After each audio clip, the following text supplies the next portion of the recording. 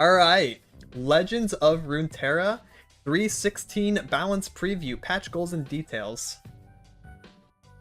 Shine a new light on Daybreak, share up some fearsome strategies. Wait, scare up some fearsomes, let's go! I love fearsome, that's my favorite keyword. Meta disruption through buffs and nerfs. Huge. Alright, so this is gonna be big. Ready? It's always sunny. Leona's gonna have Challenger. Plus Challenger, minus Overwhelm, gains Barrier on Daybreak. Damn! That is a big rework.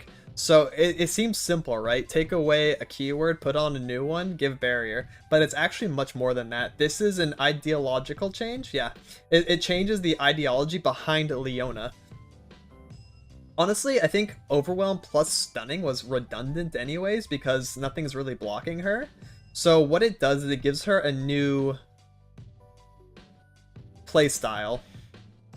Challenger means we are going to play Demacia Targon midrange, and she's going to be good at it. She's no longer going to be a scuffed version of Targon Demacia midrange. This is going to be a real-ass deck. Shen Leona, that could also be very strong because of the barrier.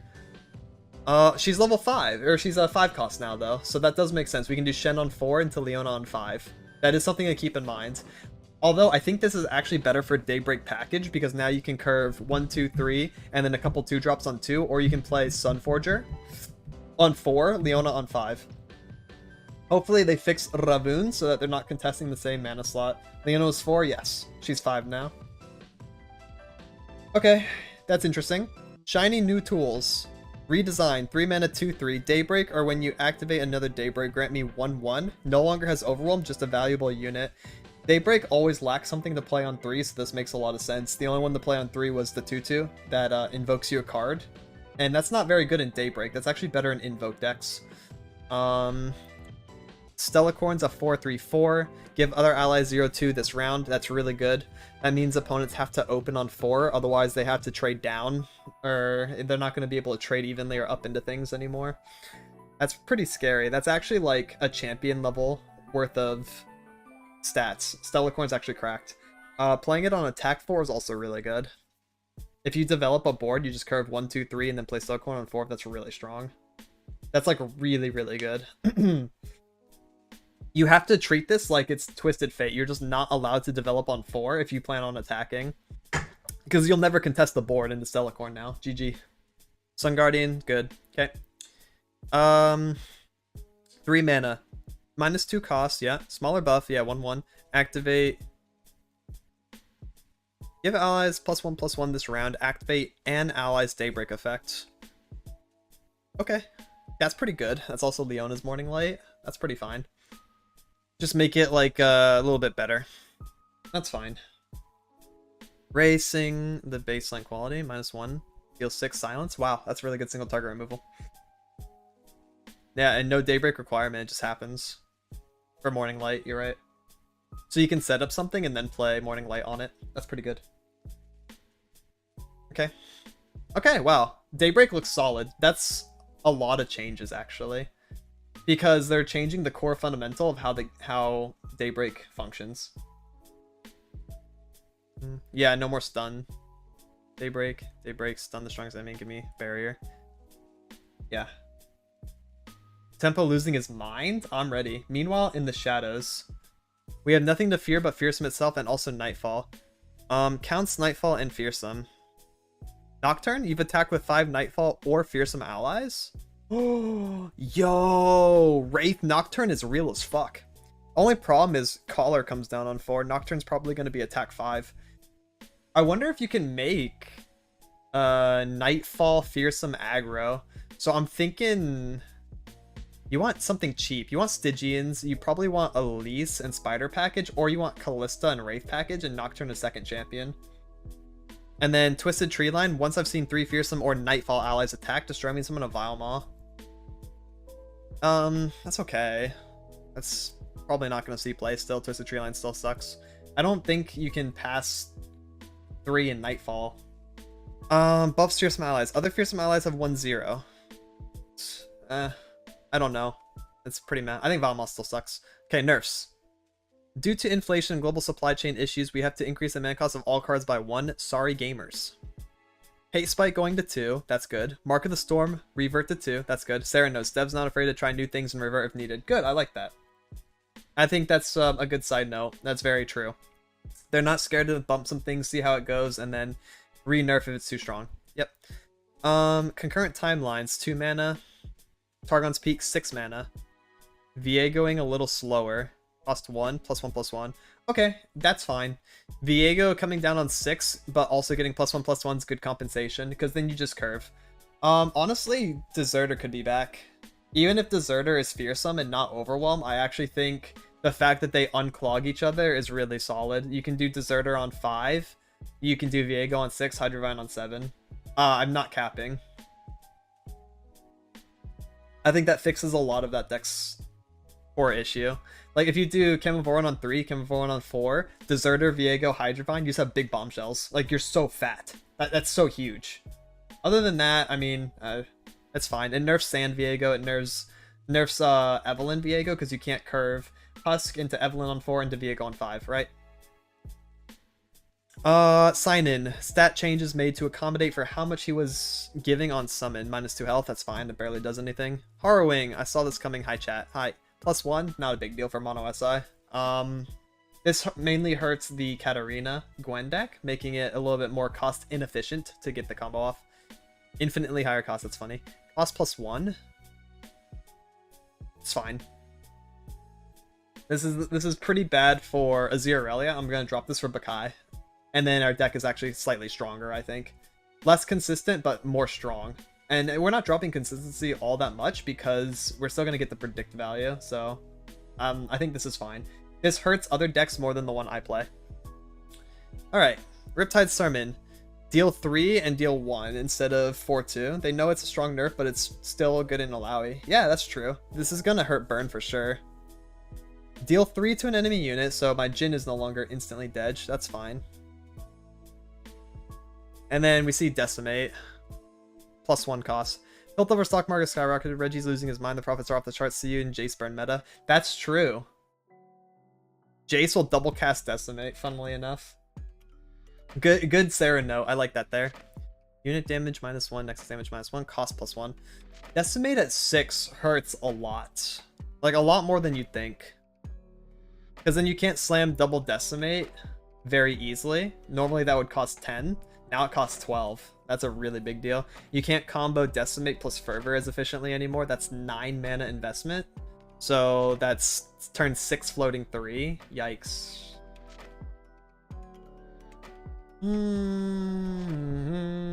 It's very painful. If Burn does not get a compensation buff, it's going to be dead, I think, this meta. Pirates are still going to be okay. I think people are going to drop them just out of principle. Jhin Annie's going to suffer a lot and be damn near useless, and then none of the other burn decks are going to see play at all. I don't think there's going to be a single Spider Gwen, Bandle Burn, nothing. Okay, champ buffs. Slightly unbench the Kench. An acquired taste on summon and round start on level 2. That's what I thought they were going to do. He just needs to impact the board right away. Acquired taste on summon is fine. That costs 2, right? So they have to float 2 or 3, and then be able to play Kench plus acquired taste. Okay, that's fair. That's really good. 4 mana 4/4? Fiora comes down to turn later, is getting +1/+2. Damn, that's a big buff. Fiora on 3 was not really all that different than Fiora coming down on 4. I think it clunks up Shen a little bit, like you have to do Fiora on 4, Shen on 5. But I don't think that's slow enough to kill Fiora. I think Fiora's going to be really good. My first impression is this is A-okay for Fiora. It's okay for her to come down a turn later for +1/+2 of her current stat line, because she's a 3/2 right now. It was good on 3. It's okay. You can just float turn 1, turn 2, play something on 3, play Fiora on 4. Or you can play like Fleet Feather Tracker, Bright Steel Protector, or, you know, set up some other stuff and then have float 3 for Prismatic Barrier, turn 4 Fiora, and you're in a good spot.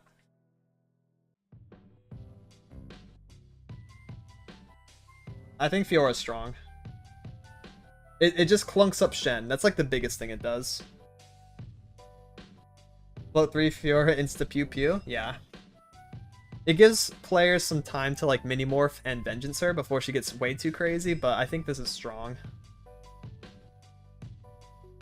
The decks that she'll be good against are aggro, and she will automatically beat them with her 4 HP body. I think she's better into that, and worse into control, which is what they probably want.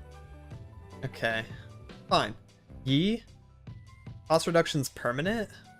Reduce the cost of a spell in your hand by 1, and flow grant all the costs. Wait, what? What's permanent? The mana reduction to the spell. It wasn't already permanent. Oh no. You know, I didn't even know that. The cost reduction was like only for that turn. That's terrible. Ow. Cost reduction's permanent. I mean, that doesn't change anything. I think Master Yi still sucks. Ornn, level up strike for 8. That's much better. The difference between 8 and 10 strike. I mean, Jack's Ornn kind of hit for 8 but didn't hit for 10. That's fine. That's a nice little buff. Swain gets Swole. Overwhelm on 2. That's broken. +1 power, so he doesn't die to culling. 4/6. 5/7 and has Overwhelm. This is just my nonsense early game meta deck. How did this happen? Oh no. Yeah, they basically put Might on Swain. That's really, really strong. If he attacks, he has Fearsome and Overwhelm. He Nexus Strikes, deals 3 AoE. That's kind of broken. That's really, really strong. Swain's coming back for sure. How do you out this guy? He has 7 HP if he's leveled. That is incredibly broken. Why'd they give him a stat plus Overwhelm? They only needed to do 1. Because they basically took Might, which is 3 mana worth of value, and stacked it on, just gave it to him permanently. Ship buff? There's a ship buff too? Jesus. Okay, we'll keep going. Alawi gets a harsh lesson. Back to 1/6. Good. We're hoping this brings her back, but if not, we'll continue to look at her. She deserves to be back. Alawi did not deserve what happened to her. Is Alawi Bard coming back, though? With the Chime nerfs, I'm not sure. That's a hard maybe. Bonus buffs. Eula learned some new tricks. Buffs split, but permanent can buff self. What? Grant an ally spell shield or overwhelm. If you don't, grant it to me. That's cool. I like Eula. That's fine. Better for Panthex. Rock tree. So what is it? Paper tree? Buffs attach directly. When an ally with an attachment attacks, grant it 1/0. Oh. Oh, okay. Sure. Shrieking Spinner. Ah. -1 health, but buff now gives 2/0. 4-mana 2/6 Spider. 4-mana 2/4 gives Spider allies 2/0 this round. That's broken. This is incredibly strong.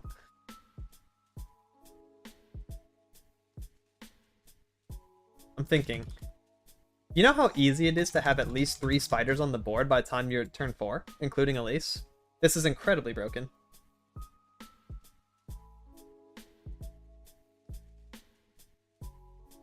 Mono SI Shrieking Spinner also dies to Flock. It's okay if he dies to Flock. Maybe it's not so much because it's Swain meta coming up, but like... Wow. Right now it doesn't matter too much if he dies to Flock. This is crazy. Give Spider allies 2/0. I mean...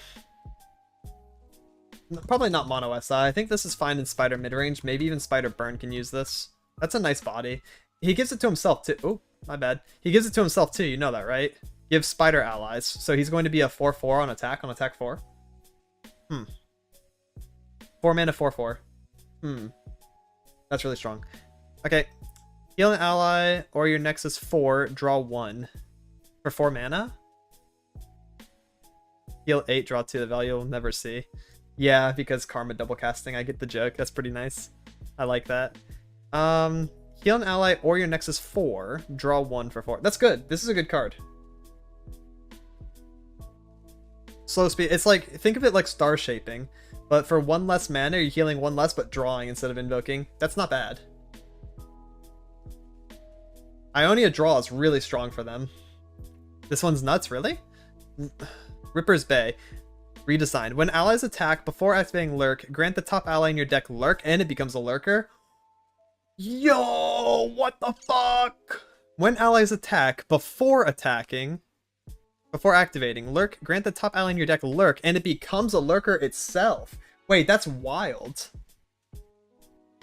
So this doesn't really open up spells to lurk, but it does open up more units, like the predict ones, and you're not punished as hard for playing them. So you can play Bakai guy, and you can play 2-mana 2/3 guy, and be pretty happy if Ripper's Bay hits them and they become lurkers. That's really cool for lurk itself. And then yeah, you can go out of the box and play other decks like Misfortune and stuff like that too, and apply lurk to them. That's fun. This is really cool. Swain's got a faster ride. Oh, it's 7 mana. -1 health, only pings Nexus twice. Interesting.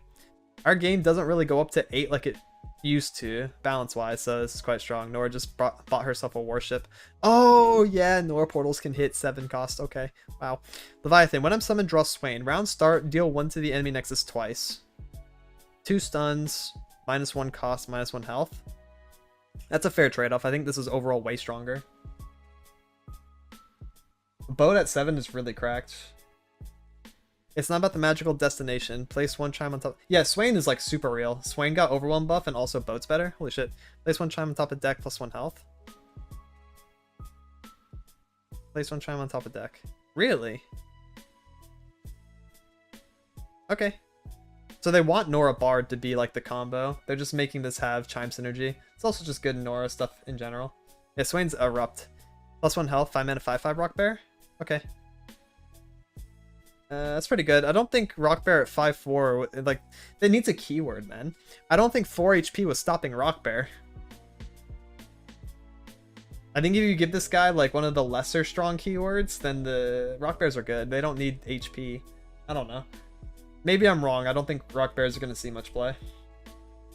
Smiths just want to have fun. I like that reference. Very cool. Hoping this lets her move into some decks and actually block and kill something. 2/3? That's fine.